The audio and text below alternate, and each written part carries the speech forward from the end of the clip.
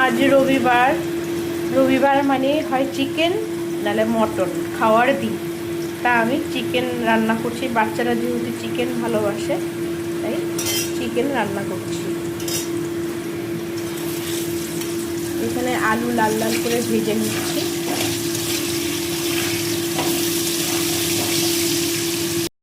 Chicken রান্না করার জন্য এখানে নুন হলুদ দিয়ে মেখে রেখেছি, আর এখানে মশলাটা আগে কষিয়ে নিচ্ছি চিকেনটা রান্না করার জন্য।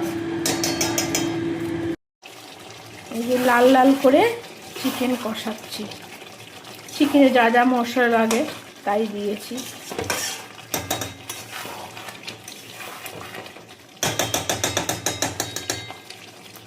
আমার বাচ্চারা চিকেন খেতে ভীষণ ভালোবাসে।